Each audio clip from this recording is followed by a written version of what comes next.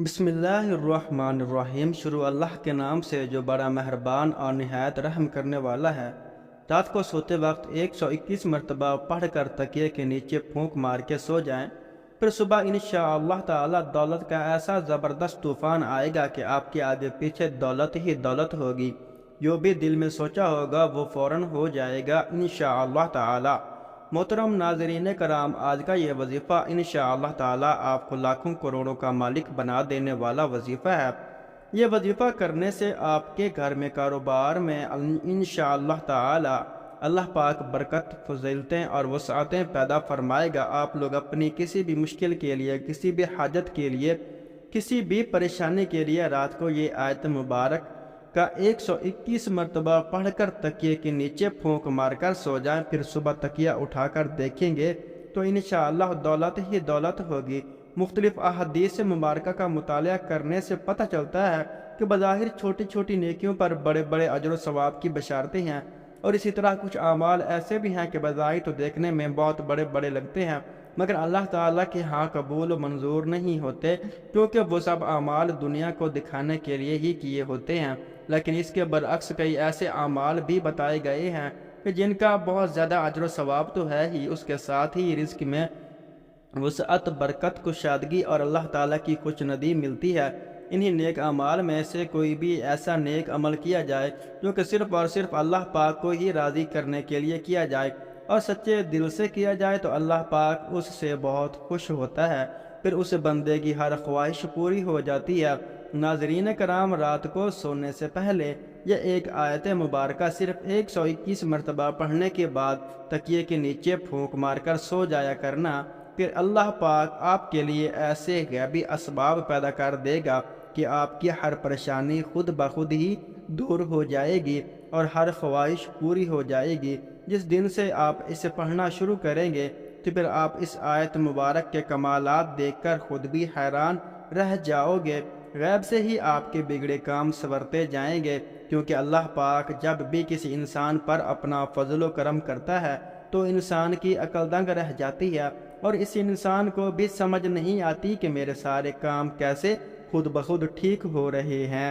معجزے کرنے والی ذات تو صرف اور صرف اللہ تعالیٰ کی ہی ہے، بس ہمیں یہی حکم دیا گیا ہے کہ ہر حال میں اور ہر نعمت پر اللہ تعالیٰ کا شکر ادا کرنا چاہیے۔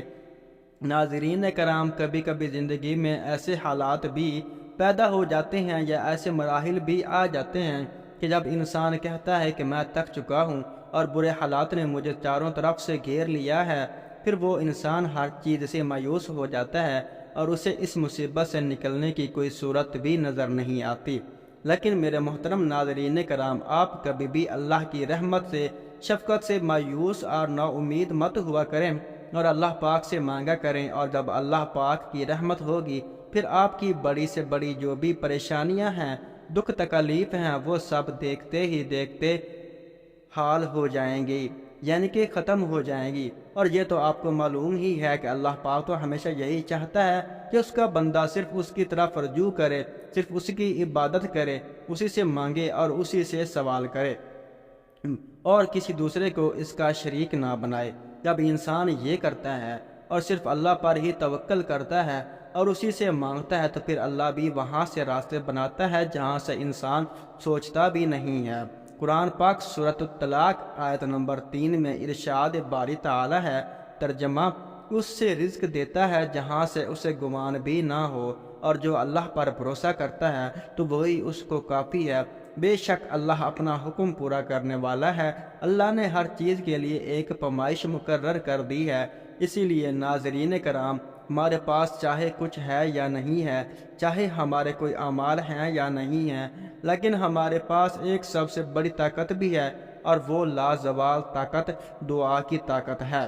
میرے محترم ناظرین کرام، اپنے پروردگار سے ہم کبھی بھی اور کسی بھی حالت میں دعا کر سکتے ہیں۔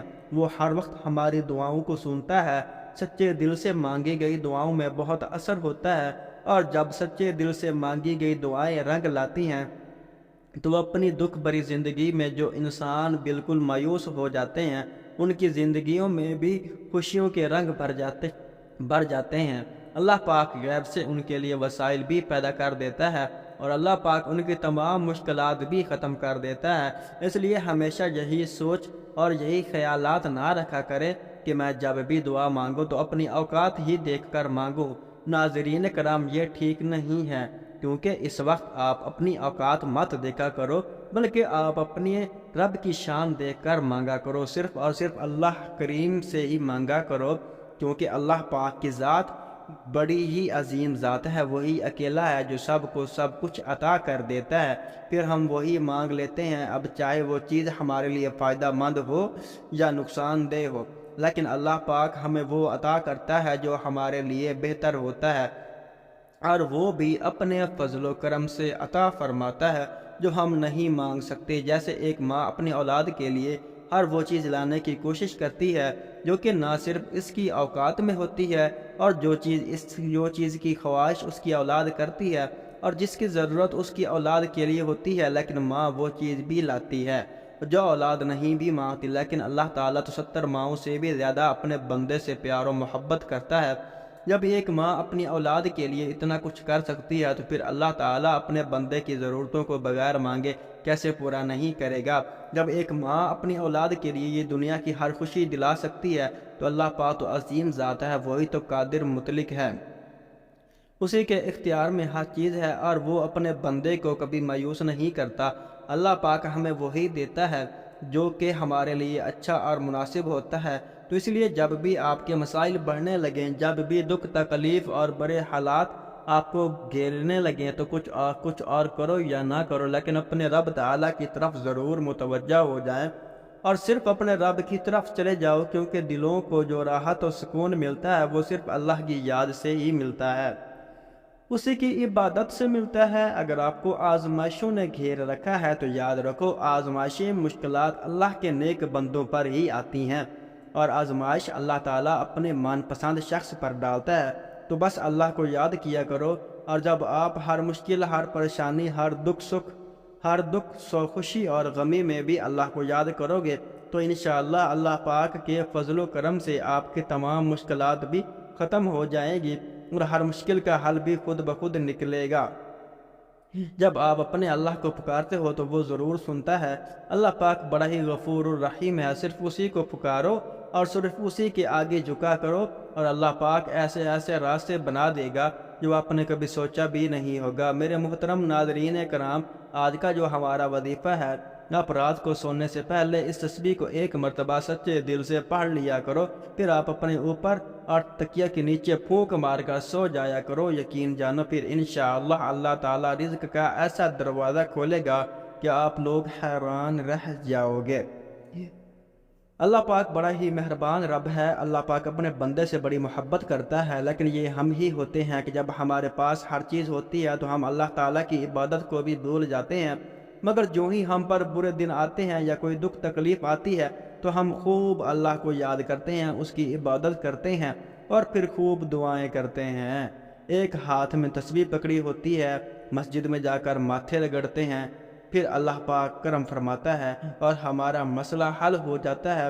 پھر جیسے ہی ہمارا مسئلہ حل ہوتا ہے اور ہمارے حالات ٹھیک ہوتے ہیں تو ہم دوبارہ اپنی پرانی روٹین پر آ جاتے ہیں اور اللہ پاک کو بھول جاتے ہیں، اور پھر اپنے اچھے حالات کا لطف اٹھاتے ہیں، لیکن ہم اس ذات باری تعالیٰ کا شکر ادا نہیں کرتے۔ محترم، ایک بات ہمیشہ یاد رکھو کہ جو لوگ بھی جتنا زیادہ شکر ادا کرتے ہیں میرے محترم ناظرین کرام، تو وہ اللہ پاک بھی ان کو اتنا نوازتا ہے۔ قرآن پاک کی سورۃ ابراہیم میں ارشاد ہے، ترجمہ کنز الایمان، اور یاد کرو جب تمہارے رب نے اعلان فرما دیا کہ اگر تم میرا شکر ادا کرو گے تو میں تمہیں اور زیادہ عطا کروں گا، اور اگر تم ناشکری کرو گے تو میرا عذاب سخت ہے۔ اور موسیٰ نے فرمایا، اے لوگو، اگر تم اور زمین میں جتنے لوگ ہیں سب ناشکرے ہو جاؤ تو بے شک اللہ بے پرواہ خوبیوں والا ہے۔ محترم ناظرین کرام، جو لوگ اللہ پاک کا شکر ادا کرتے ہیں تو پھر ان کو نہ ختم ہونے والی دولت ملتی ہے، ایسی خوشی جو کبھی ختم نہیں ہوتی۔ اللہ پاک ان کو وہ دولت عطا کرتا ہے اور عزت عطا کرتا ہے جس کا کوئی حساب ہی نہیں ہے۔ ناظرین، اللہ پاک سے جب بھی کچھ مانگو تو عزت والا، برکت والا، سکون والا، رزق والا سکون والا رزق مانگا کرو۔ انسان کے پاس بے شمار دولت تو آ جاتی ہے اور وہ دیکھتے ہی دیکھتے لاکھوں کروڑوں کا مالک بھی بن جاتا ہے، لیکن اس کی دولت میں برکت بالکل بھی نہیں ہوتی اور نہ ہی ان کی عزت ہوتی ہے۔ معاشرے میں بہت بڑا مقام ہوتا ہے، ان کی وہ دولت ایسے خرچ ہو جاتی ہے کہ پتہ بھی نہیں چلتا، وہ ایسی جگہ پر خرچ ہو جاتی ہے کہ پھر اس دولت کا کوئی فائدہ نہیں ہوتا۔ جیسا کہ ڈاکٹروں کی نظر ہو جاتی ہے، یا کسی حادثات کی نظر ہو جاتی ہے، مختلف بیماریوں کی نظر ہو جاتی ہے، یا گھر میں کوئی مصیبت پریشانی آ جاتی ہے، یا تھانے کچہری کے چکر لگتے ہیں۔ اس لیے ناظرین، جب بھی اللہ سے مانگو تو صرف برکت والا، سکون دینے والا یہ رزق مانگو۔ ایسا رزق مانگو جس کے بعد غربت و افلاس اور تنگ دستی نہ رہے۔ ایسی اولاد مانگو جو ماں باپ کی آنکھوں کی ٹھنڈک بنے۔ ناظرین کرام، جب رات کو سونے کے لیے بستر پر جاتے ہو تو سب سے پہلے آپ نے اچھی طرح سے وضو کر لینا ہے۔